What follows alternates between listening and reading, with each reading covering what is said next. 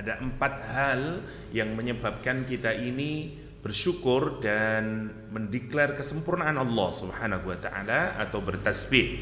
Allah yang menciptakan kita sempurna di dalam penciptaannya, kemudian memberikan proporsi ketentuan baik dari fisik kita, emosi kita, bahkan jalan hidup kita, semuanya di mana kita ada, di mana kita dilahirkan, siapa jodoh kita, anak kita, semuanya bagian dari takdirnya Allah SWT. Mestinya orang mukmin itu menghadapi takdir dia bertasbih, karena tidak ada ketentuan Allah SWT yang terjadi buat kehidupan kita ini, melainkan semuanya berasal dari Allah Subhanahu wa taala yang maha sempurna itu. Karena itu kita bertasbih. Mestinya kalau kita ini bertasbih terhadap ketentuan Allah, nanti kalau dapat apapun dalam hidup, kita bertasbih kepada Allah SWT. Dari qaddara. Kemudian dikasih hada terakhir, nikmat terakhir, khalaqa, sawwa, qaddara. Yang terakhir adalah hada, kemarin dikasih hidayah. Mulai hidayah yang bersifat kauniyah, ada hidayah yang bersifat syar'iyah, ada hidayah yang bersifat alam natural ya. Mulai dikasih insting, dikasih ya hidayah bersifat intelektual, dikasih hidayah yang bersifat natural, terus sampai kemudian dikasih hidayah yang bersifat religious ya, yaitu dibimbing oleh wahyunya Allah SWT melalui para nabinya.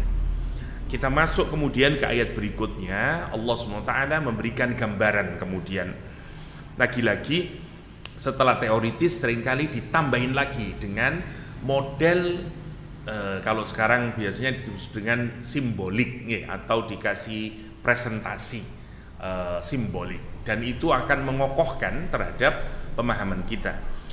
Walladzi akhrajal mar'a faja'alahu ghutsa'an ahwa. Walladzi, dan dia Allah, zat akhraja yang mengeluarkan al-mar'a. Mar'a dari kata ro'a, ro'in. Rasulullah SAW menyatakan setiap kita adalah ro'in, kullukum ro'in ya. Kita ini semuanya adalah pemimpin ya.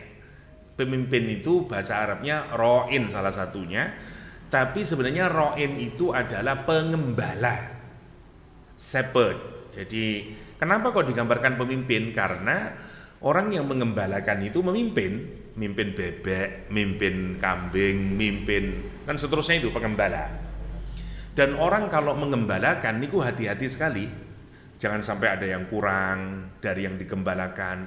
Dipastikan yang digembalakan semua makan, dipastikan tidak masuk ke tempatnya yang lain. Karena itu dalam agama pemimpin itu gambarannya ro'in. Nanti suami juga ro'in, istri juga ro'in, dan gitu. Ro'iyah kata Al-Quran. Oke. Kenapa kok karena itu kata ro'in berkaitan dengan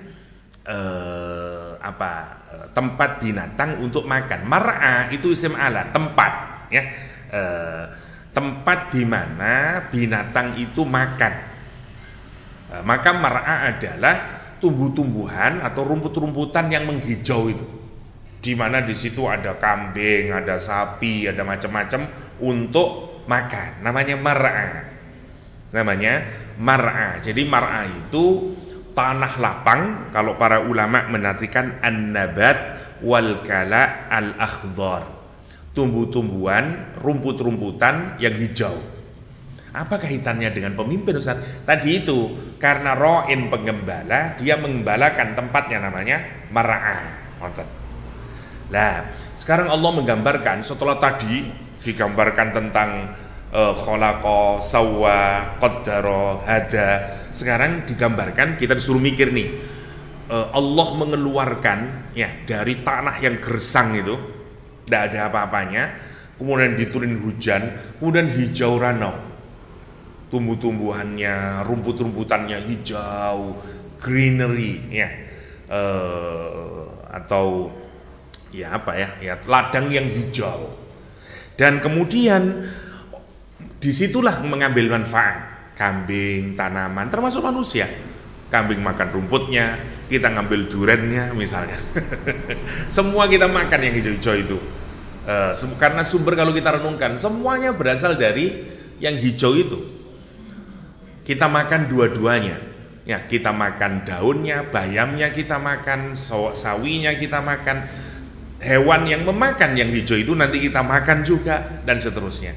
Allah menyatakan, aku yang akhroja itu, menumbuhkan itu, yang hijau-hijau itu, kemudian jadi ladang hijau. Faja'alahu, maka kemudian aku jadikan dia ghutha'an ahwa. Ghutha' adalah hashiman jaffan, rumput yang mengering ya, dan kemudian kecoklatan, kehitaman ya. Ahwa itu mutaghayyiran ila sawadi ba'dal khudrah, berubah dari hitam berubah menuju hitam setelah hijau. Ngomong secara mudahnya. Nanti saya jelasin dulu. Kita masuk ghutha'an dulu. Ma yakdhifu bihi sail ala jawanibil wadi minal hashish wan nabat wal qumas, katanya Imam Qurtubi. Yang dimaksud dengan ghutha' adalah segala sesuatu yang dihanyutkan oleh air banjir di pinggir-pinggir lembah, minal hashish, mulai dari rumput-rumputan, tumbuh-tumbuhan, potongan sesuatu, namanya ghutha'. Untuk gambaran apa? Karena dia sudah mengering, terus terpotong-potong, ya, menghitam, ibarat pohon ya, kemudian setelah dia mengering, patah dia. Makanya disebut dengan hashim. Dulu saya pernah menjelaskan kata hashim, seingat saya, hashim adalah penghancur. Hashama itu menghancurkan, to crush. Ya, kenapa kok ada Bani Hashim? Mbahnya Nabi Muhammad itu dulu tukang ngancurin nopo namine benih, bukan benih, nopo damel bubur nih loh, gandum. Nah, dulu dari gandum itu dihancurin, dihalusaken, belum wonten gilingan, dihancuraken, ngancurin gandum, biji-biji gandum sampai dia halus, kemudian damel bubur, dikasihkan kepada para jamaah haji dan umroh, orang-orang miskin di Mekah. Itu sedekahnya mbahnya Nabi Muhammad. Selalu, apalagi kalau musim paceklik, beliau yang bahkan seluruh kota Mekah itu terkenal, semua makan kepada mbahnya Nabi Muhammad SAW. Apalagi di musim haji dan umroh, beliaulah yang menang ngasih makanan itu. Karena itu dikenal dengan Hashim. Hashim itu si penghancur, atau bahasa sekarang si tukang bubur, namanya Hashim. Anak putunya disebut dengan Bani Hashim. Ngoten. Itu nama kehormatan, bukan itu gelar kehormatan, karena generousnya, karena ahli sedekahnya mbahnya Rasulullah SAW, sehingga orang-orang Arab menggelari beliau dengan Hashim. Nah, makna dasarnya menghancurkan. Kayu itu kalau sudah kering kemudian patah, kalau sudah kena injak kaki bunyi krek, nah namanya Hashim. Karena itu disebut dengan husya'an, itu maknanya sama dengan hashiman. Jaffan yang sudah kering krek, nah namanya Hashim. Maksudnya dari yang hijau tadi, dia akan pelan-pelan berubah, mengering dia, ahwa. Dari yang warnanya hijau, dia akan berubah menuju ke arah yang gelap, yang hitam. Ada dua cara memaknainya, kata para ulama tafsir. Yang pertama, ini menggambarkan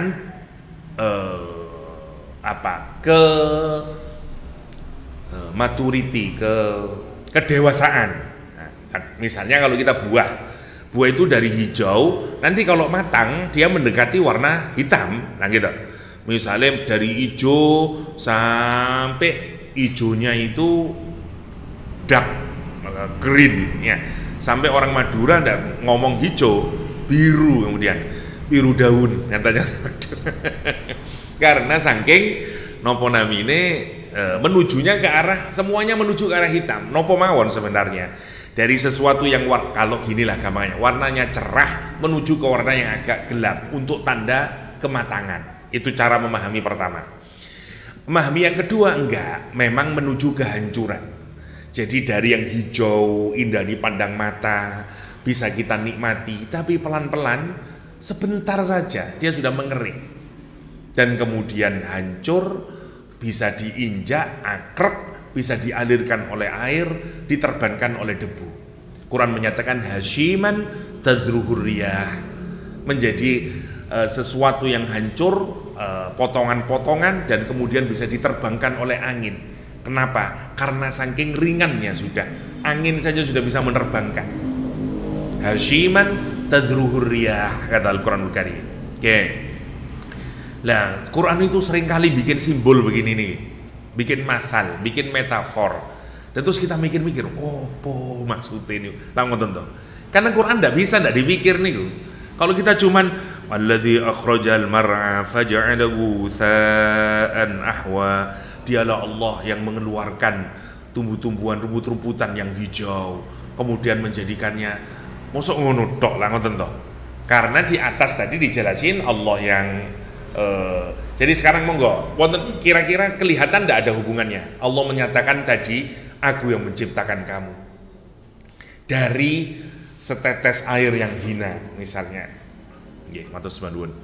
Dari air, setetes air hina, kumpul, lemah, tidak mengira itu kita menyangka bahwa itu akan menjadi manusia. Kemudian pelan-pelan ditumbuhkan dalam rahim, terus lahir, boten sakit nopo-nopo sampai kemudian besar. Jadi Mike Tyson, jadi Albert Einstein, jadi Thomas Alva Edison, jadi dan seterusnya nih. Padahal dari drop of water tadi itu, dari semen tadi, dari sperm, itu namanya sawwa. Allah yang khalaqa fasawwa. Kemudian setelah hebat ngoten, kata Allah faqaddara, aku tentukan semuanya. Yang ini jadi ini, yang ini jadi ini, yang ini jadi ini. Kekayaannya segini, umurnya segini, istrinya ini, semuanya ditentuin oleh Allah. Rambutnya begini dan seterusnya. Namanya qaddara. Fahada, oleh Allah dikasih petunjuknya juga. Petunjuk yang bersifat insting, petunjuk bersifat intelektual, petunjuk bersifat rohani, semuanya wahyu, semuanya dikasih oleh Allah. Tapi selesai mantan itu, dihabisin itu. Sekarang dia apa? Tanah gersang, kemudian ditumbuhkan tanaman, menghijau dia, indah semuanya, menghasilkan buah. Kemana akhirnya? Pelan-pelan dia mengering, menguning, hitam, sampai angin pun bisa menerbangkannya, air pun bisa menghanyutkannya. Nopo kita niku. Wong lek seneng bahasa, ya Allah. Ada dua memamnya. Yang pertama, setelah kalimatnya harus kita hubungin dengan kalimat sebelumnya. Kalimat terakhirnya adalah fahada. Maka Allah memberikan hidayahnya juga. Hidayah itu tadi yang paling besar, mulai dari insting ke intelektual. Puncaknya di mana hidayah itu? Al-Qur'anul Karim. Oke, Al-Qur'an itu juga sama. Dia seperti hijau-hijau tadi itu, yang kita makannya. Karena itu orang barat menyebut food for the soul. Nah gitu. Wonten food for the brain, ada food for the soul. Semuanya butuh makanan. Tubuh kita butuh makanan, otak kita butuh makanan. Nih. Orang yang senang membaca niku sumpek lek mboten wonten yang dibaca. Mangan torek kapan ya rasanya tidak seneng aku kalau seneng, karena otaknya meminta dia untuk konsumsi sesuatu. Sama dengan hati, rasanya kok tidak enak kabeh hidup ini ya, kok kering rasanya, karena hatinya meronta-ronta untuk makan sebenarnya. Kalau jasmani kita aware, kita sadar banget itu kapan laparnya. Mari ini jam 8 wis kroso, waduh wae sarapan nih, kroso butuh makanan. Ya, food for the body. Yeah. Otak juga terasa. Kok tidak ironi apa ya? Koncoku kok tahu semuanya ini. Malu saya belajar kita. Jadi kalau sekarang kita bayangin mana yang lebih terasa, butuhnya tubuh terhadap makanan atau butuhnya otak terhadap ilmu? Tubuh. Otak semakin tidak terasa. Nopo malih hati makin tambah tidak terasa. Bahkan orang merasa tidak membutuhkan. Padahal sama punya akibat juga. Tubuh kalau tidak makan juga punya efek sakit macam-macam. Otak juga kalau tidak belajar juga punya dampaknya. Hati juga kalau tidak kita bimbing dengan wahyu, dia juga punya dampak yang sangat buruk. Nah, Allah menyatakan setelah fahada, maka aku kasih hidayah berupa Al-Quranul Karim. Ibaratnya nomor satu, hidayah itu seperti tumbuhan yang hijau itu. Sekarang kesempatanmu, dia hijau, indah, nikmati itu, datangi itu, makan itu. Cepet, karena tidak lama waktunya. Habis ini dia akan mengering. Maksudnya ada waktu hidayah itu. Ada waktu kamu mengambil, mengkonsumsinya itu. Habis ini Nabi Muhammad sudah nggak ada, setelah itu sudah ditinggal kamu. Pada zaman Nabi Muhammad, sama kita, seberapa banyak kita mengkonsumsi nabat tadi itu, mengkonsumsi Al-Quranul Karim. Habis itu mati kita, bertemu dengan Allah SWT, mempertanggungjawabkan kehidupan kita. Hancur kita menjadi tulang belulang. Kata Nasi Daria, kalau sudah jadi tulang ya, jasad dikubur. Kulo zaman alit rumiyin rengeng-rengenge wong Jawa nggih. Karise daging belung wis padha ajur, karise titik ing jero kubur. Ngoten zaman kula alit. Napa namine cilik-cilik diworo ngaji, gede-gede supaya aji ngono akeh syarate, ojo eman marang duwite. Zaman kula alit, kula seeling niku. Dielingaken terus yo napa lek wis jero kubur, daging belum wis padha ajur, kari sethithik ing jero kubur. Ngoten. Sae zaman rumiyin. Zaman saat ini mboten Joko Tengkir ngombe dawet lek niki. Zaman rumiyin saya syaire niku. Rengeng-rengenge para napa namanya ulama zaman dahulu, manfaat syair-syairnya. Sekarang aduh antik nih, antik-antik. Wonten cinta satu malam, wonten macam-macam lek niki. Kewong racun napa. Masya Allah. Balik lagi. Lah itu yang digambarkan oleh Al-Quranul Karim untuk menunjukkan kamu sudah saya ciptakan, sempurna ciptaanmu, sudah kasih ketentuan, tak kasih akal, tak kasih semuanya, sekarang tak kasih wahyu. Makan itu, ambil hidayah itu, karena tidak lama kamu akan hidup. Ini untuk menunjukkan apa? Satu, untuk menggambarkan state of emergency. Cepetan, tidak lama kamu. Lihat tumbuhan yang hijau itu, sebentar lagi dia akan mengering. Musim kemarau kan datang, hilang semuanya sudah. Cepat. Jangan nunggu lama. Nantilah. Mati kamu, nyesel kamu. Kira-kira begitu. Alladzi akhrajal mar'a faj'alahu ghutsa'an nahwa. Kalau dikaitin ke Al-Qur'an, hidup juga sama. Dia hijau rano. Setelah Allah nyiptain tadi, menciptakan, menyempurnakan, menentukan, memberikan hidayah petunjuk, keadaan kita seperti apa? Mar'a tadi, yang hijau rano tadi. Ya, karena itu ingat, kamu itu sekarang sudah hijau rano. Tapi sebentar hidup itu. Jangan ketipu oleh hidup di dunia itu. Meskipun sekarang hijau, indah, greeny, ya, Masya Allah, nyenengaken semuanya. Tapi sebentar lagi dia akan menghitam. Begitulah kehidupan. Banyak terserah jenengan analisan, karena Allah itu kalau bikin masal, kita dituntut untuk menganalisa. Apa ini imajinasinya itu ya, ngoten. Para ulama kita membantu melalui tafsir-tafsirnya itu menjelaskan. Kalau jenengan sakit dipikir-pikir, berarti ngeten ya. Nah ini menarik di Quran. Monggo mboten napa-napa kalau masal nih, kalau metafor nih. Apa ke arah mana ya? Tapi tetap wonten pedomane meskipun kita lihat ayat sebelumnya, konteksnya kayak apa dan seterusnya. Masya Allah. Jadi ayat tadi itu setelah khalaqa ditutup dengan ayat ini. Tapi tentu makna yang paling kuat sebagai masal apa? Quran tadi.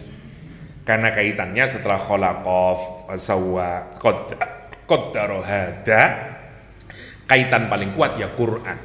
Quran turun, sekarang hijau rano hidupmu sudah lengkap semuanya, Allah berikan semuanya, ambil itu. nikmati itu. Karena itu di hadis yang lain Rasulullah SAW menyatakan innal Qur'ana ma'dubatullah. Meskipun hadis ini tidak sampai pada riwayat sahih, maknanya bagus, ya tetap boleh. Quran itu adalah ma'dubatullah, prasmanan dari Allah SWT. Yang kalau teng warung prasmanan, nang gitu. Model warung prasmanan, semuanya ada di situ.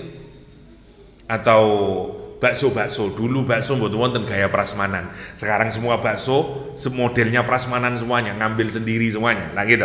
Wonten macem-macem. Ini wonten gulai, wonten rawon, semua ditata. Nah, Quran itu diibaratkan oleh Rasulullah seperti ma'dubatullah, seperti prasmanan itu. Datangi kata Allah dan makanlah, ambil. Sekarang ngambil Al-Baqarah, besok ngambil Ali Imran, terus ngambil A'la, ngambil At-Tariq, ngambil Al-Bayyinah, ngambil dan seterusnya. Ngoten maksudnya. Dan rugilah kata Allah orang yang datang tapi boten mengambil apa-apa, tidak menikmati apa-apa. Ngaku muslim oleh Al-Quran, sudah punya Al-Quran, bahkan ada Quran di rumahnya, ada Quran di HP-nya, tapi digelok toh, tidak bisa apa-apa dia, tidak dapat apa-apa dia.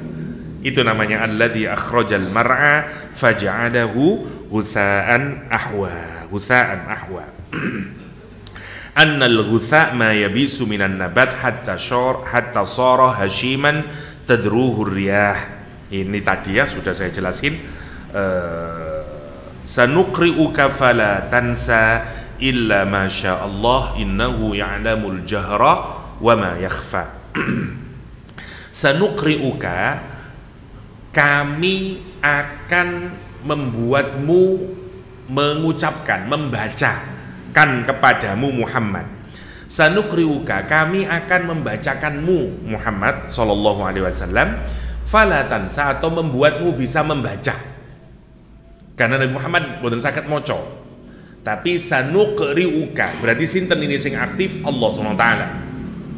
Karena ada kaminya itu, nunya itu ada nunnya, kami artinya. Sanuqri'uka, kami yang akan membuat kamu punya kemampuan nanti bisa membacanya, membaca Al-Qur'anul Karim. Ya. Atau kami yang membuat kamu bisa membacanya Al-Qur'anul Karim itu, ngasih kemampuan qiraah kepada Nabi, fala tansa, maka kamu tidak akan melupakannya. Nah, niki menarik ngeten. Nabi Muhammad itu dikenal dengan ummi, bahkan hidup di masyarakat yang digambarkan oleh Al-Quran sebagai ummiyun, ya. Masyarakatnya itu masyarakat yang tidak mengenal baca dan tulis, ya. Karena itu disebut dengan ummiyun. Ummi artinya ya ibu. Disebut ummi seperti ibu, itu maksudnya, dibangsakan dengan ibu. Maksudnya apa? Ibu itu kalau melahirkan anaknya, begitu lahir dia tidak bisa baca, tidak bisa nulis. Tidak ada bayi lahir terus iso moco, iso nulis nih, wedi dengan. Jadi begitu lahir dia tidak bisa membaca, tidak bisa menulis. Lah kalau ada orang yang juga tidak bisa baca nulis sampai dia dewasa, maka orang Arab menyebut dia seperti anak yang baru dilahirkan tadi itu, ummi istilahnya. Nah, ini tentu harus kita pahami kenapa kok orang Arab itu tidak bisa baca, tidak bisa menulis. Masyarakatnya disebut dengan ummiyun karena masyarakatnya memang tidak memerlukan membaca dan menulis. Ngoten. Satu, nggak ada kitab yang dibaca oleh orang Arab. Orang Arab nggak punya. Orang Jawa nggak ada kitab, banyak Tripitaka. Ya, banyak kitabnya orang Jawa. Bahkan tulis-tulisannya para sunan banyak sampai sekarang bisa kita akses. Ya, tulisannya Sunan Kalijogo, tulisannya Sunan Giri, tulisannya Sunan Bonang, Teng Leiden ada semuanya itu. Ya, ditulis dengan bahasa Pegon macam-macam, tulis bahasa Jawa, tulis-tulisannya para sunan. Kita masih ditinggalkan Babat Jawa dan seterusnya itu, Babat Diponegoro, wonten semuanya. Jadi kebudayaan kita masih wonten, karena itu kita wonten tulisan dan seterusnya. Orang Jawa bisa baca. Wong Arab zamannya Kanjeng Nabi, buku nopo? Wonten buku. Nggak ditinggalin apa-apa. Kebudayaan mereka itu nggak meninggalkan apa-apa. Lah jenengan mboten waca buku, kepingin iso maca. Lah apa sing maca wong ono bukune? Nggak penting maca niku. Nulis nggih mboten penting, ngoten ceritane niku. Nah, nomor satu itu, tapi manusia itu kan ngoten, kalau dia tidak memanfaatkan satu hal, maka biasanya hal yang lain dia kuat. Orang yang buta, pendengarannya jauh lebih sensitif dibanding orang yang melihat dan yang mendengar. Gitu. Kuat sekali, makanya biasanya orang yang buta hafalannya juga kuat.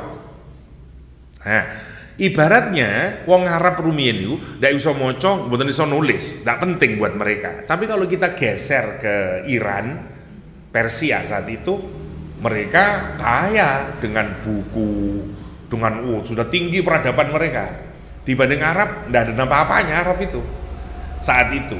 Jadi dia sudah tinggi, karena itu mereka pintar baca, pintar nulis. Romawi pintar baca, pintar nulis. Mereka sudah banyak buku dari Yunani dan segala macamnya. Nah, orang Arab yang bersentuhan dengan kebudayaan Persia dan Romawi, dia belajar menulis. Ngoten.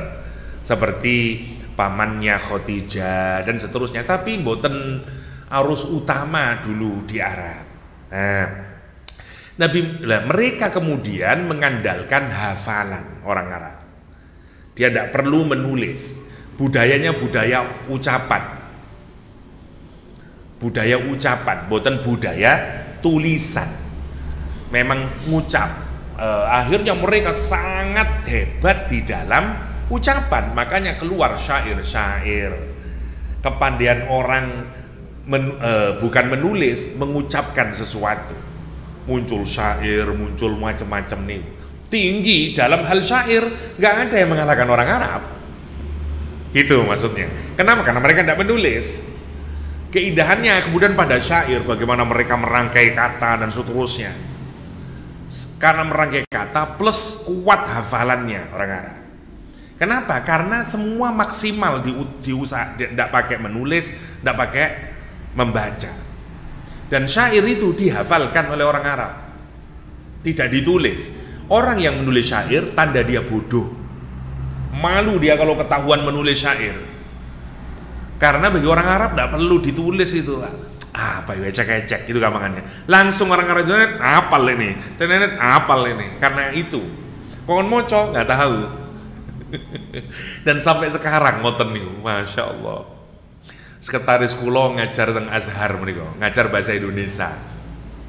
Terus wonten modulnya. Modul susah. Apal sak modul nih. Mahasiswanya itu memang orang Arab menarik, hafal dia dari awal gitu, meskipun belum paham, tapi hafal kabeh pun. Masya Allah, niku kelebihannya orang Arab, rata-ratanya mereka hebat dalam menghafalkan. Ya, lah Rasulullah Shallallahu Alaihi Wasallam niku termasuk ummi, boten boco, boten nulis. Padahal Quran itu harus dibaca nanti dan seterusnya. Memang pada saat itu lihat, karena itu Quran juga tidak turun dalam bentuk tulisan. Itu yang seringkali dilupakan oleh orang. Seringkali menyatakan mana buktinya kalau Quranmu itu asli. Kan harus ada manuskripnya. Budaya Arab itu bukan budaya tulis.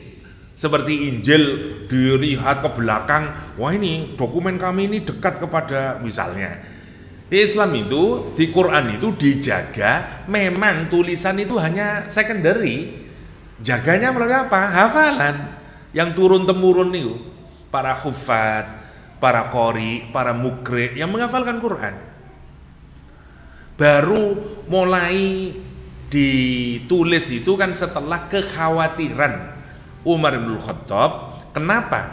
Karena dalam peperangan itu meninggal banyak orang hufat, sehingga khawatir kemudian Umar ini kalau diteruskan hilang nanti Quran ini, karena sekarang para hafidhul Quran tambah sedikit gitu.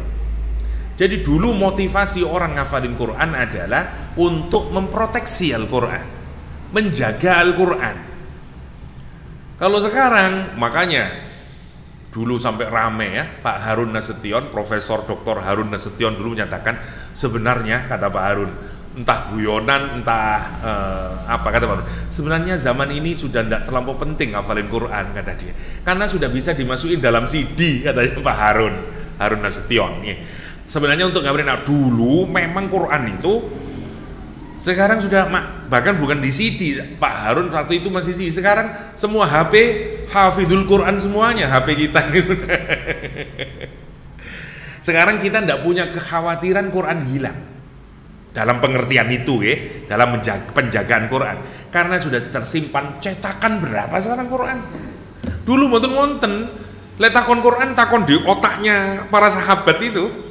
Insya Allah kalau kita pikirin ya, itu yang menjaga. Dan itu yang tidak difahami oleh orang barat sana itu. Dipikir Quranmu buatan, di mana buktinya? Misalnya, meskipun sekarang sudah alhamdulillah sudah ada bukti yang menunjukkan bahwa Quran ditulis di masa sahabat itu masih ada sekarang di Birmingham sana, di Inggris.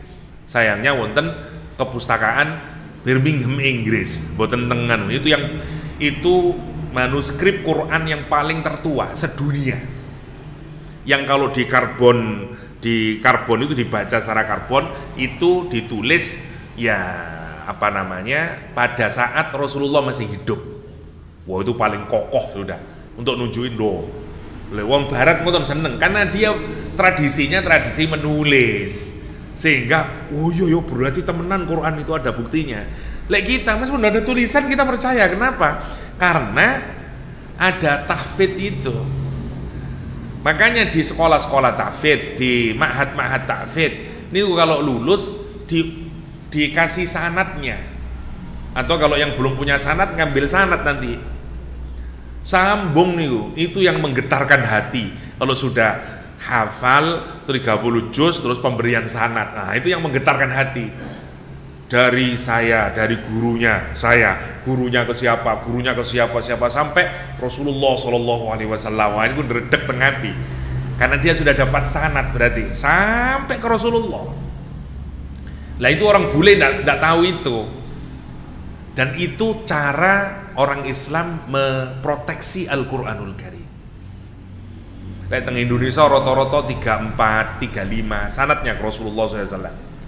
Hampir semua ma'had di Indonesia itu rata-rata 34, 35. Jadi dia ke gurunya sampai 35 tutup Nabi pun.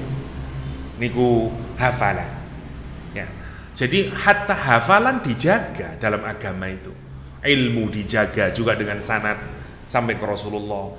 Harus ditelusuri karena itu tidak bisa agama itu hanya sekedar kita beli ke toko Gramedia, beli buku dibaca sendiri.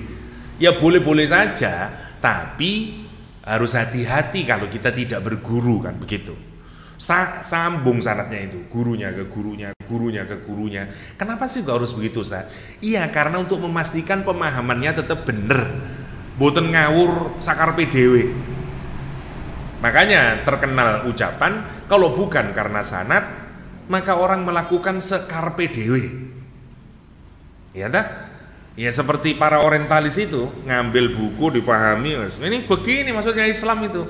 Ya nanti seperti Kristen macam-macam. Dalam hal agama memang kita harus punya sanad, kersane nyambung, Oke. Sanuqri'uka fala tansa. Maka Allah Subhanahu wa taala, kami melalui malaikat Jibril itu akan memberikan kemampuan kepada Nabi untuk bisa membaca. Lah, dulu awal-awal turun Nabi Muhammad SAW itu takut tidak hafal. Jadi kalau Jibril ngasih tahu itu Iqra bismi rabbikal ladzi khalaq atau Ar-Rahman 'allamal Qur'an, Nabi langsung membacanya. Ya, menghafalkannya sambil Ar-Rahman 'allamal Qur'an dan seterusnya. Turun ayat Allah Subhanahu wa taala yang menyatakan kata Allah Subhanahu wa taala, jangan kamu la tuharrik lisanaka. La tuharrik, jangan kamu gerak-gerakkan lesanmu itu Muhammad. Li ta'jala bi, karena kamu keburu-buru kepingin menghafalkan. Jibril itu deres katakanlah ya. dapat wahyu, misalnya Ar-Rahman, 'allamal Qur'an, khalaqal insan. Nabi Muhammad Ar-Rahman, 'allamal Qur'an, ibaratnya gitu. La tuharrik lisanaka lita'jala bih. Ya, kenapa kata Allah? Sesungguhnya kami yang akan menaruh Quran di dalam hatimu, termasuk pemahamannya. Jadi Nabi Muhammad itu sudah garanti langsung hafal sendiri plus sak maknanya. Nah itu tidak bisa kalau kita harus deres. Nabi Muhammad langsung, karena itu seperti di sini, sanuqri'uka, kami yang akan bisa membuat kamu bisa baca. Tidak perlu ngafalin Nabi Muhammad, langsung hafal sendiri. Fala tansa, dan kamu tidak akan bisa melupakannya. Masya Allah. Niku lek dipikir niku itu, kita ini mikir dari situ saja yakin kalau Quran itu wahyu dari Allah SWT. Jenengan misalnya dikandani wong, ojo dowo-dowo sak kalimat aja lah. Kuku kaki kakekku kaku kaku misalnya. Masih ingat zaman SD, SMP, SMA, disuruh berbaris, yang paling ujung suruh ngomong kuku kaki kakekku kaku kaku, kuku kaki, sampai di sana paling ujung beda lagi sudah ceritanya. Opo mau wes bingung ya. Karena proses itu baru dari sini dari situ terus sampai ujung. 30 orang udah berubah. Sekarang bayangin 23 tahun nerima pertama Iqra bismi rabbikal ladzi khalaq khalaqal insana min 'alaq Iqra wa rabbukal akram. Terus likur tahun ditakoni, ya apa biyen munine Iqra bismi rabbikal ladzi khalaq khalaqal insana min 'alaq. Keliru titik ae mboten. Saged jenengan. Aduh ya apa iso ngono to. Dari situ saja sebenarnya otak yang waras meyakini nggak mungkin kalau dia bukan wahyu. Lah gitu. Mboten saged. Jenengan eling lah nopo lah. Ya wong Pancasila ya saniki kata wong mboten apal lah gitu. Pancasila niku wong cuman sekedhik ngoten.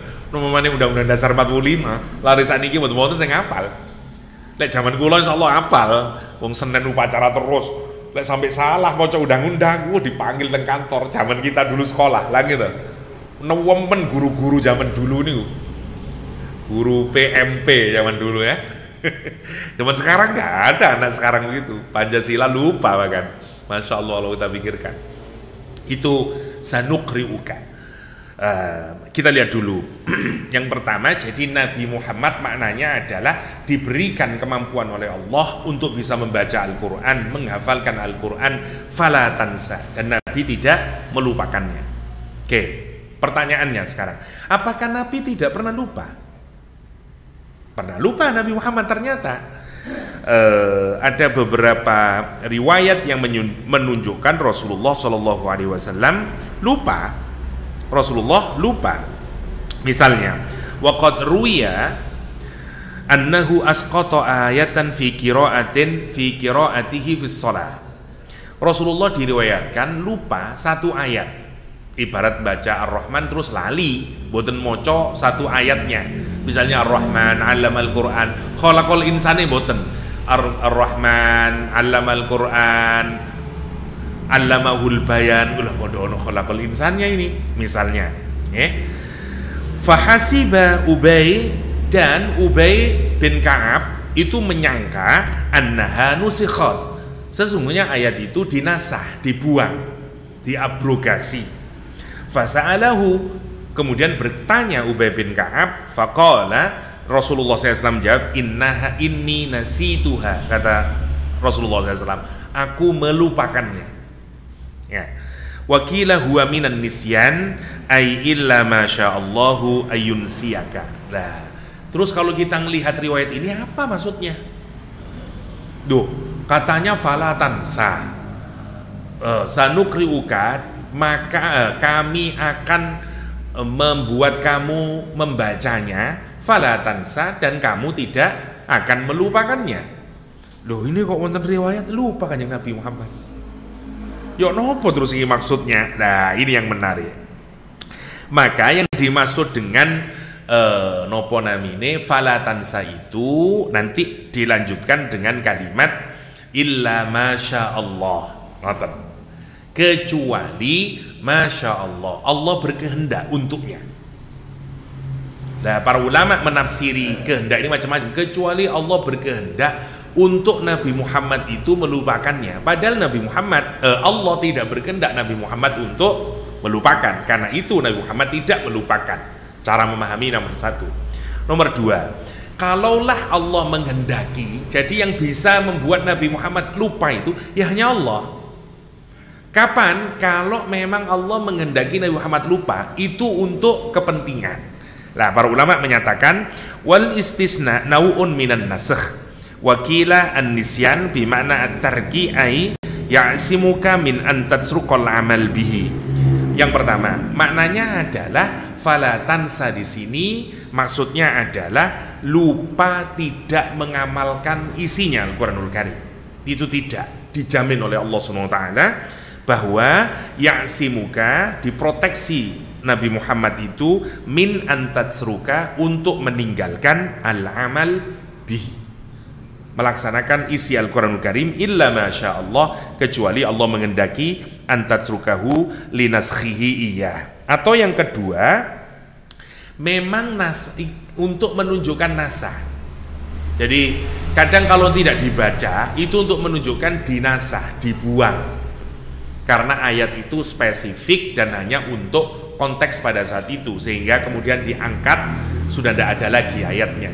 Namanya konsep nasih mensuh kalau dalam ulumul Quran.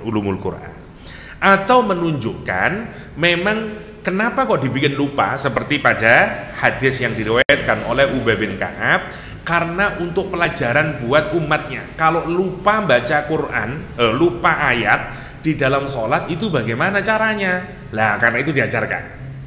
Jadi mboten lupa karena mboten wonten hikmah seperti kita pancen lupa. Nabi Muhammad juga lupa, beda niku. Kalau Nabi Muhammad lupa niku wonten tujuane untuk mengajari umat. Contoh, Nabi Muhammad lupa jumlah rakaat salat. Ya memang penting dilupakan. Kenapa? Karena untuk ngasih tahu nanti, ya opo terus itu. Kalau lupa sholat, terus ya coba kalau dulu tidak ada Nabi Muhammad tidak pernah lupa. Terus gimana caranya? Imamnya sholat, ya apa terus caranya? Empu dono ya hadise. Diulang dari awal lah. Karena itu butuh pelajarannya. Nah, salah satu wonten prakteknya. Nabi Muhammad juga dilupakan, tapi bukan dalam pengertian dilupakan di otaknya. Habis itu ingat lagi Rasulullah. Wonten maksudnya para ulama. Itu yang dimaksud dengan fala tansa. Sanuqri'uka il-Qur'an ya Muhammad fanu'allimukahu fala tansa ay fatahfat. Rawahu Ibnu Wahab an Malik wa hadi busyra min Allah. Dan ini adalah busyra, ya, kegembiraan, ya, dari Allah Subhanahu wa taala. Basyarahu bi anna atahu ayatan bayyinah wa hiya yaqra' alaihi Jibril ma yaqra' alaihi minal wahyi wa huwa ummi la yaktubu wa la yaqra', seperti yang saya jelaskan tadi, Anda usah fayafadhu wa la yansah. Wa an Ibnu Abi Najih an Mujahid qala kana yatadzakkaru makhafatan ayyansa. Nabi itu selalu mengucapkannya, menzikirnya, mengucapkannya karena takut lupa. Faqila kafaitukahu. Kemudian malaikat Jibril menyatakan, atau Allah yang menyatakan, enggak, Allah sudah mencukupkan kepadamu, kamu langsung hafal sendiri. Itu maksudnya. Qala Mujahid kana an-nabi idza nazala alaihi Jibril wahyi lam yafrugh Jibril min akhir ayah hatta yatakallam lin-nabi bi awwaliha makhafatan an yansaha. Jibril itu kalau membacakan ayat Quran, sebelum Jibril selesai Nabi sudah qomat kamit karena takut tidak hafal. Lam yafrugh Jibril min akhir hatta makhafatan an yansaha fanazala sanuqri'uka fala tansa. Terus turun ayat ini, sanuqri'uka fala tansa. Muhammad, cool down. Allah yang akan membuat kamu bisa membacanya dan menghafalkannya, kan kamu tidak akan lupa. Sudah. Sebagaimana di surat Al-Insan, la tuharrik litanaka lita'jala bi inna alaina jam'ahu wa qur'anah. Ya, kami akan mengumpulkan di dalam. Inna alaina, itu tanggung jawab kami. Inna alaina jam'ahu, ngumpulkan di dadamu, wa qur'ana, dan penjelasannya, bacaannya, maknanya apa, langsung dari Allah SWT. Makanya kamu jangan keburu-buru menggerakkan lidahmu. la tuharrik lisanaka lita'jala bih inna 'alaina jam'ahu wa qur'ana fa idza qara'nahu fattabi' qur'ana. Di surah Al-Insan, surah Ad-Dahr. Karena langsung dari Allah Subhanahu wa taala. Iku maksudnya. Ada juga yang mengartikan la di sini ini pendapat terakhir, meskipun ini pendapat boten pati kuat. Yang kuat la-nya ini disebut dengan la nafi, la tidak maknanya, bukan la nahi, bukan la jangan. Kalau la jangan itu yaknya dianggap tambahan. La tansa biasanya kan wonten grup hadroh utawa kelompok la tansa. Artinya jangan lupa, boten tidak lupa, jangan lupa. Tulisannya kalau la tansa boten wonten ya belakangnya. Kalau ini kan wonten sanuqri'uka fala tansa, wonten ya, wonten alifnya. Nggih. Kata ulama yang menganggap ini lanya lam nahi, artinya jangan, maka sanuqri'uka, kami akan membuatmu mampu membacanya, fala tansa, maka jangan lupakan Muhammad. Seperti perintah, jadi fi'il nahi, bukan nafi. Jadi, padahal tulisannya salah. Kalau tansa, betul tansa pendek, bacanya sanuqri'uka fala tans, yalah gitu. Jadi pendek. Ya. Lah, dia menyatakan belakangnya itu tambahan saja, agar rimanya sama, bunyinya sama. Kan begitu. Fahada, kan belakangnya gitu. Sabihis rabbikal a'la alladzi khalaqa fasawwa al-qaddara fahada akhrajal mar'a husa'an ahwa sanuqri'uka fala tansa lek fala tans kan ndak enak, akhirnya ditambahi ya ngoten argumentasinya, sehingga dimaknai jangan lupa, jangan lupa. Tetapi pendapat ini disanggah oleh hampir banyak para mufassirin yang menyatakan ini pendapat lemah, karena tidak mungkin Quran itu hanya nambahin hanya untuk menambahkan rima, dan itu bukan kebiasaan Quran. Lek syair nggih, syair dipotong di biasa kalau syair, tidak Al-Quranul Karim. Karena itu meskipun itu boleh-boleh saja sebagai nopo namine analisis di dalam tafsir, tapi para ulama menganggap makna yang terkuat adalah la-nya adalah la nafi, bukan la nahi, bukan la nahi. Sanuqri'uka fala tansa illa ma syaa Allah wa nuyassiruka innahu ya'lamul jahra wa ma yakhfa. Innahu, sesungguhnya Allah Subhanahu wa taala, ya'lam, mengetahui terus menerus karena menggunakan fi'il mudhari'. Allah mengetahui al-jahra wa ma yakhfa. Al-jahra itu sebenarnya makna dasarnya tanah yang meninggi ke atas. Kalau kita seperti gunung, seperti apalah, gundukan, sehingga orang dari jauh sudah melihat. Namanya jahar. Ya, namanya jahar. Dari situ kemudian maknanya menjadi sesuatu yang dinampakkan, sesuatu yang dimanifestasikan. Namanya jahra. Namanya jahra. Wa ma yakhfa, dan apa yang disembunyikan. Allah Subhanahu wa taala mengetahui ya apa yang dilahirkan dan apa yang disembunyikan. Yang dilahirkan oleh anggota badan kita, yang disembunyikan oleh hati kita. Atau maknanya Allah mengetahui apa yang diucapkan ya, dan apa ada yang mengartikan ini, Allah mengetahui apa yang kamu ucapkan dari Al-Qur'an dijaharkan. Allah juga mengetahui apa yang kamu hafalkan dari Al-Quran.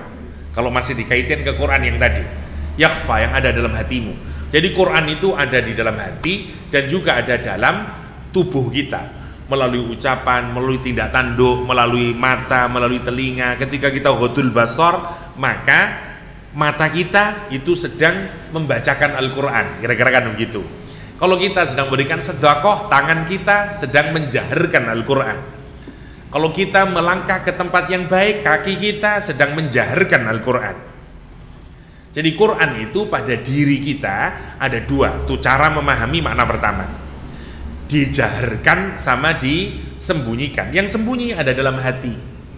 yang kita hafalkan, ada dalam memori kita. Wadduha wallaili idza saja. Begitu kita jaharkan, kita menjadi ucapan, menjadi perbuatan, itu maksudnya. Lah Allah mengetahui semuanya, apa yang kamu jaharkan dari Al-Qur'an dan apa yang kamu sembunyikan dari Al-Qur'anul Karim yang ada dalam hati. Nah, kalau kita kaitin ke Nabi Muhammad, ya semuanya. Makanya Nabi Muhammad dikenal dengan nopo? Al-Qur'an yamshi, Quran yang berjalan, atau the walking Quran. Kenapa? Karena semua tindak tanduknya Nabi Muhammad Quran. Ini namanya jahar. Allah tahu.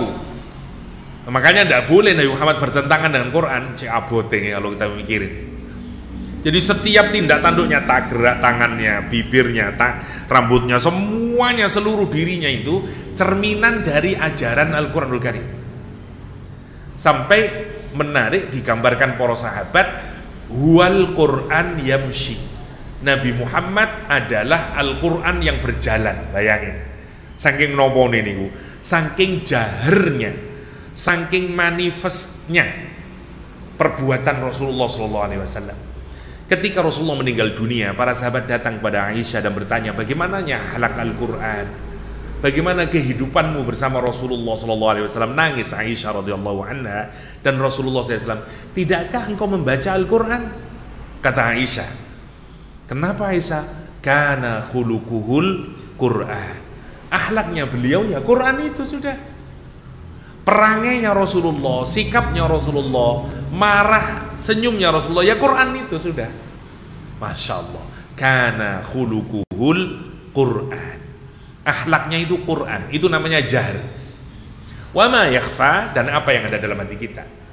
Itu penting untuk sindiran buat kita, terutama yang ngafalin Quran. Aku dek kepalamu sudah ada 30 juz. Kelakuanmu biye. Wah, ini gue yang penting. Jadi jangan sampai kita ini hanya wama yakhfanya, tapi yang jaharnya mboten wonten. Innahu ya'lamu jahra wama yakhfa. Allah mengetahui, itu makna yang pertama, ya. Annal jahra ma hafidtahu minal Qur'an fi sadrik wa ma yahfa ma nusikha min hifdik. Ada juga yang mengartikan kepada Nabi Muhammad, yang jahar adalah Al-Quran yang ada di dalam hatinya Nabi, yang kemudian diucapkan kepada umatnya. Yang khafi adalah, yang disembunyikan adalah ayat Quran yang sudah dihapus oleh Allah SWT karena dinasakh. Itu yang kedua. Annal jahra ma alimahu wa ma yahfa ma sayata'allamuhu min ba'd. Yang kedua maknanya ada mengartikan jahar adalah Quran yang diucapkan oleh Rasulullah SAW karena sudah diajarkan oleh malaikat Jibril.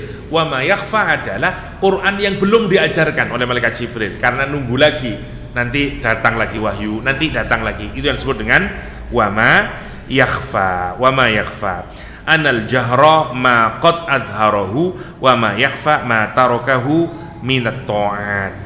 Jahar adalah apapun yang dinampakkan, sementara yang disembunyikan adalah apapun yang ditinggalkan, itu pun karena ketaatan kepada Allah Subhanahu wa ta'ala. Innahu ya'lamul jahra wa ma yakhfa. Mana luasnya Allah tahu, baik yang dizahirkan atau yang disembunyikan. Sama juga dengan diri kita. Kalau kita kehubungan diri kita, kalau kita mengerti Al-Quranul Karim, pengertian kita, pemahaman kita, ya hafalan kita itu ada dalam otak kita. Perbuatan kita cerminannya. Nanti kita bilang, saya tidak ngerti dalilnya itu Ustaz, saya tidak tahu kalau itu ajaran Quran. Padahal kita tahu. Innahu ya'lamul jahra wa ma yakhfa. Ini pentingnya. Sampai itu loh kok ngerasani wong ae. Loh ndak ngerti dosa ta ngene iku. Sampe naruh to. Oh nek Quran iku diarani, oh iya ya ngoten. Innahu ya'lamul jahra wa ma yakhfa. Innahu ya'lamul jahra wa ma yakhfa. Wa nuyassiruka lil yusra fadzakir in nafa'ati dzikra sayadzakkaru may yakhsha. Wa nuyassiruka, dan kami akan memudahkanmu. Yasr mudah nggih. Muni tok mawon gampang, user gampang, user sampai tadi user friendly. Wayangaken. User itu enak ngomong user banding user. Le usr kan susah, usr. Pakai ain lagi. Usr artinya nggak repot. Inna ma'al usri yusra. Ngomongnya mau enak. Setelah kesulitan, kemudahan. Dan sesuai kali ngomongnya, inna ma'al usri yusra. Aduh, coba jenengan maca us ping 10 lah belepotan. Aduh ya Allah, cek sorone. Yusr ngomong ping 10, yusr. Gampang. Niku indahnya bahasa Arab. Bahasa Arab mulai ngomongnya susah, manane mesti susah. Lek ngomongnya enak, artinya nggih enak. Niku indahnya bahasa Al-Qur'anul Karim.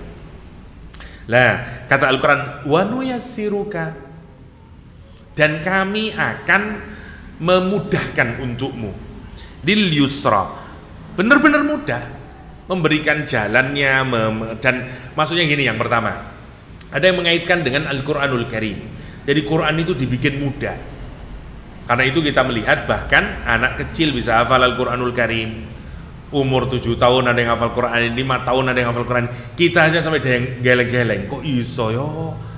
Ya, siapa yang di RCT ini lupa saya namanya, siapa yang masih ya Allah cacat lagi, hafal 30 juz lagi. Kita ini bisa geleng-geleng mikir kok iso ngoten. Lek mboten li fasanu yassiruhu lil yusra. Dan kami mudahkanmu menuju kemudahan. Dimudahkan oleh Allah Subhanahu wa taala. Satu, menghafalkannya, mengamalkannya juga. Ada juga yang mengartikan wa nuyassiruka lil yusra, maksudnya agama ini.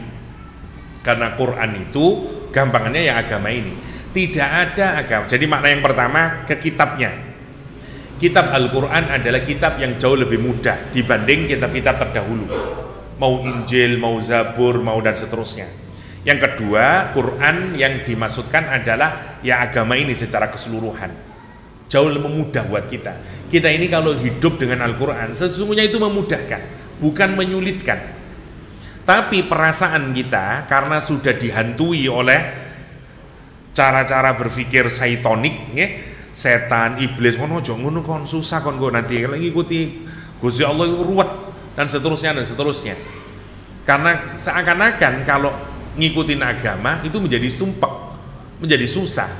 Padahal fasanu yassiruka lil yusra, mudah hasilnya. Kalau betul percaya jenengan tingali orang-orang yang dulu ahli maksiat, terus tobat, terus dia mikir, ya Allah, enteng saya uripku. Ngoten. Saya dulu pernah cerita di sini, saya ulangi lagi. Saya mewawancarai perempuan muslimah di barat yang awalnya tidak pakai jilbab, terus pakai jilbab. Saya tanya, kamu orang barat itu menyatakan Islam itu adalah mengopres perempuan, membebani perempuan, menindas perempuan. Salah satunya adalah jilbab. Karena mestinya kamu bisa gampang ngatur urusan rambutmu, mau kamu cat, mau kayak apapun terserah. Begitu kamu masuk Islam, kamu harus berjilbab. Berjilbab, bukankah itu adalah salah satu dari opresi dan membuang kebebasanmu? Nah, gitu pertanyaan saya. Karena menganggap itu opresi. Kata dia, dia bilang, saya dulu itu sebelum masuk Islam, saya berpikir terus. 1 bulan itu saya ngabisin uang hanya untuk ngurusin rambut sekian-sekian. Saya harus mikir kelembutannya, warna rambutnya dan seterusnya. Hanya saya kepingin dari rambut itu orang tertarik dengan saya, sehingga saya bukan untuk saya sendiri, tapi saya itu macam-macam hanya untuk konsumsi orang lain. Sehingga saya sumpah, kalau rambut saya ini mboten lurus, kalau rambut saya begini, kalau rambut saya baunya ndak begini, warnanya ndak begini, dan seterusnya. Jadi sebenarnya justru rambut saya menjadi beban buat diri saya, kata dia. Sehingga mulai dari keuangan, saya harus mengeluarin dalam 1 bulan sekian. Yang kedua, itu jadi beban buat hati saya, emosi saya. Karena kalau saya tidak baik, orang akan mencibir saya. Begini. Jadi total jenderal, dulu waktu saya tidak pakai jilbab, sumpah hidup saya hanya karena ngurusin rambut. Sekarang, begitu saya masuk Islam, simple. Ibaratnya wong Indonesia, wong Jogto, sanslik, saset, selesai urusan. Udah saya tutup, sudah. Saya tidak perlu pandangan orang, tidak perlu begini-begini. Poin nomor 1, kata dia. Nomor 2, dulu saya, waktu saya masih rambut saya terbuka, saya itu kalau berhadapan dengan orang, itu orang lain melihat saya itu sebagai, ngapunten nggih, objek seks yang menarik, yang terpikat. Jadi saya itu kepingin dihargai sebagai benda yang kemudian orang melihat saya cantik, tertarik secara syahwat dan seterusnya. Padahal saya ini kan bukan tubuh, saya ini punya hati, kata dia. Saya ini manusia seperti juga laki-laki manusia. Kenapa saya itu kepinginnya kalau saya berinteraksi dengan laki-laki, berbicara dan seterusnya dalam pekerjaan, saya itu dihormati sebagai perempuan, tidak dihormati sebagai objek seks, kata dia. Dulu waktu saya pakai rambut, justru itulah yang menyebabkan saya dianggap sebagai objek seks. Maka ketika saya tutup, sekarang enggak. Orang berinteraksi dengan saya sebagai manusia dengan manusia, kata dia. Maka bagi saya jilbab itu adalah liberation, kata dia. Ini pembebasan saya, bukan opresi. Saya wawancara itu terkagum. Wow, saya keren jawabannya dia nih. Makanya saya hafal sampai sekarang cara si perempuan ini menjawab. Orang kalau memahami ajaran agama ini, sesungguhnya agama ini memudahkan hidup kita, bukan menyusahkan hidup kita. Ngoten semuanya. Makanya katanya Rebek yang datang ke istana Persia, masuk ke tanah istana Persia, kemudian mengikat kudanya yang boten keren itu, kuda biasa, dia ikat di pilar-pilarnya istananya Persia. Rambutnya berdebu, bajunya berdebu, karena dia naik kuda. Dan kuda ibarat sekarang itu boten Mercy yang dinaikin, ya paling carry lah, ya biasa saja. Tapi datang ke istananya Persia, ibarat sekarang datang ke White House, diminta oleh bodyguard di situ, kamu mau ngapain? Saya mau menyerahkan surat Rasulullah SAW. Mana? Enggak. Rasulullah SAW menyatakan bahwa saya harus menyampaikan sendiri ke tangannya pemimpinmu, Kaisar Persia. Kata dia, kamu ini apa-apaan? Rame kemudian. Raja mendengar, ada apa itu? Ini ada utusan Muhammad, Nabi yang mengaku Nabi di Arab sana. Mau bawa utusan, silakan masuk, kata dia. Dia masuk sama kudanya, pakaiannya dekil, rambutnya awut-awutan, berdebu karena perjalanan panjang itu. Orang itu kalau masuk ke White House, jenengan masuk ke White House, sarungan, dekil, pede jenengan. Nah, derek ya apa iki? Wabedasan, wangi perlente. Nih mboten. Kata dia, kamu ini siapa? Ibarat sekarang sok-sokan sekali kamu ini. Orang dekil, pakaiannya jelek dan semuanya. Lihat gagahnya sahabat Nabi ini. Kenapa? Karena punya Islam. Kata dia, kami adalah nahnu qaumun. Kami ini adalah kaum yang dipilih oleh Allah SWT untuk membebaskan manusia dari perbudakan manusia kepada manusia. Dan kami akan mengembalikan perbudakan, kemudian kami bebaskan kalian dengan hanya menyembah kepada Allah SWT. Gila itu. Niku ngomong dek ngarepe Joe Biden ibarat sekarang. Niku Rebek, ya, sahabat Nabi yang diutus oleh Rasulullah untuk membawa surat ke Kaisar Romawi. Seperti itu karakternya nanti. Kenapa? Karena Al-Quranul Karim. Karena Al-Quranul Karim. Urip jadi enteng, soge ndak soge biasa mawon teng Islam. Lah gitu. Jadi itu yang disebut dengan wasanu yassiruka lil yusra. Nuyassiruka li an ta'mala khairan. Allah akan memudahkanmu untuk melakukan perbuatan baik, kata Ibnu Abbas. Lil jannah, Allah memudahkanmu untuk menuju surga, kata Abdullah bin Mas'ud. Lil dini wal yusri wa laysa bil usr. Allah memudahkanmu kepada agama ini untuk kemudahan dan bukan untuk kesusahan, seperti yang saya jelaskan tadi. Ini kata Imam Ad-Dhahhak. Maknanya wa nuyassiruka lil yusra. Fadzakir inna fa'ati dzikra. Terakhirnya sebenarnya saya mau menyelesaikan, ternyata belum selesai juga. Fadzakir, maka berilah peringatan. Jadi kalau kita sudah tahu wataknya Al-Quran tadi, singkatnya dzakir, maka berzikirlah. Zikir itu maknanya dua. Satu, mengucapkan, ajarkan Muhammad. Ajarin orang-orang itu, ucapkan Al-Quran itu, kasih tahu mereka, ya, bimbing mereka, namanya dzakir yang pertama. Yang kedua, dzakir itu mengingat ke dalam. Jadi Quran itu harus dua. Satu, kita baca secara keras agar orang lain juga tahu. Yang kedua, kita ingat-ingat maknanya, pemahamannya, dan seterusnya kalau kita menghafalkan. Jadi memang dua, namanya zikir. Makanya sebaik-baik zikir itu ya Quran, karena Quran disebut dengan az-zikra. Itu makna yang pertama. Yang kedua, karena disebut zikir, maka kita ini sering melupakan Al-Quran. Kan itu perlu diingat lagi, diingat lagi, diingat lagi. Ya, karena itu disebut dengan zikir. Fadzakir, maka ajarilah, peringatilah. Ya, bacakan Al-Quran itu. Inna fa'atiz zikra, karena peringatan itulah yang akan memberikan manfaat buat kita semua, buat manusia ini.